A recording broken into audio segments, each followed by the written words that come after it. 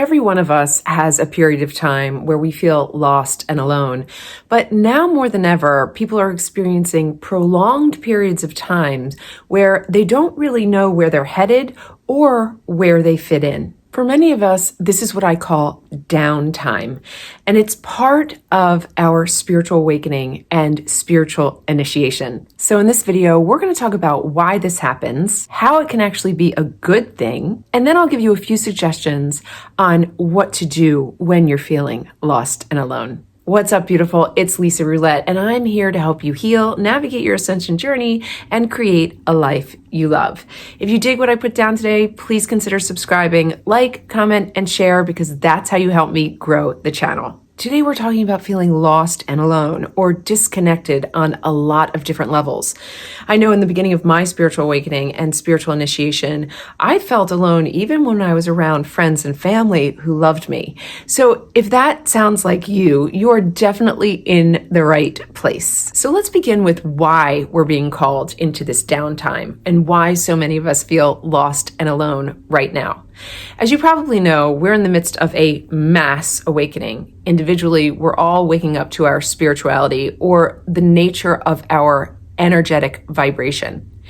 So what we're being called to do is to heal lower vibrational frequencies so that we can rise into higher vibrational frequencies. Now, this is important because in our downtime, what we're being asked to do is to go within, to look at where the low vibrational frequencies are manifesting in our awareness as the traumas and the dramas of our life experience. We need this downtime. We need space to be alone, not lonely per se, but to be alone so that we can really go within and find the source of our low vibrations. Now, a lot of people, when they feel alone or lost, the first thing they do is go to talk therapy. And I'm a proponent of talk therapy, but talk therapy doesn't always heal. And the reason that is because the vibrational frequencies of the traumas and the dramas in our life are not stored in the linear mind.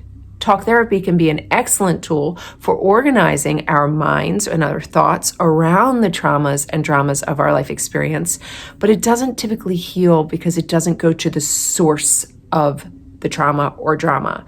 So typically we need supplemental therapies like Reiki healing, massage, or any other somatic therapy that actually moves the energy of the traumatic or dramatic experiences that we're being called to heal. Now, here's why this downtime is actually a good thing.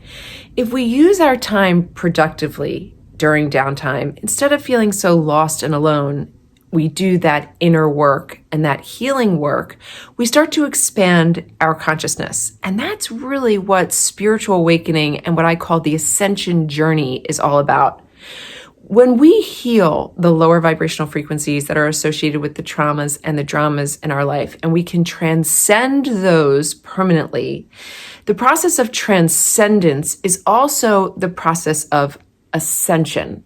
So as we transcend lower vibrational frequencies like grief, remorse, regret, shame, general confusion, and dis-ease, we rise into higher frequencies that can be called things like reason, courage, and willingness to continue our healing journey.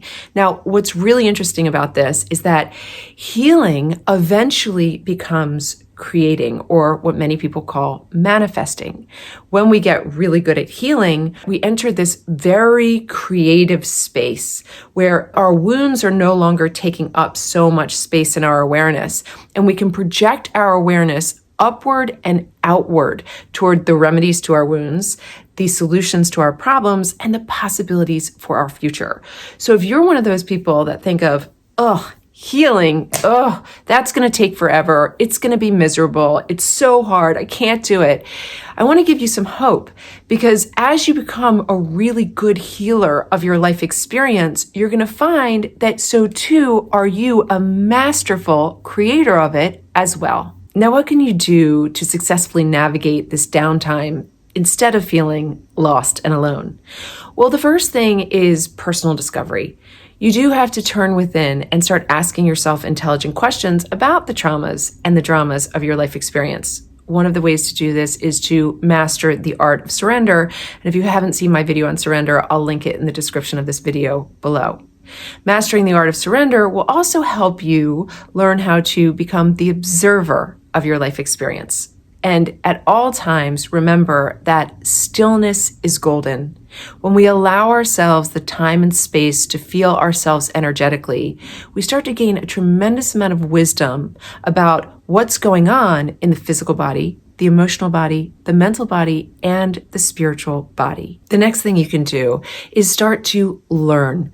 Learn about the subjects that really pique your interest. For many people who are on the cusp of their spiritual awakening or in their midst of their spiritual initiation, lots of new subjects start to pique their interest, like chakras, ascended masters, energy healing, and many other things that the universe sort of push right into the forefront of your awareness. Explore those things. Wait for mentors to come. Don't force anything, but try to actively learn on a regular basis. Learning also helps to expand our consciousness and divert our attention from our wounds in a good way. It teaches us how to be more expansive in our everyday lives, and it can ultimately show us the path to our healing and to our soul's divine destiny. And finally, do everything in your power to restore energetic balance. A couple of tools that you can use are breath work, being in nature, stillness, bathing, affirmations, and mantras. Just remember that when you feel lost and alone, the worst thing in the world is diversion. Watch your social media consumption, and if you battle with addiction, make sure that you're seeing a counselor to help you navigate that space, because that will take you away from what's really important right now, and that is your healing. That's a wrap for this video, my friends. If you need help, you know where to find it. Make sure you visit the links in the description of the video below. And as always, stay in the luminosity of your beautiful light, and remember, you are loved.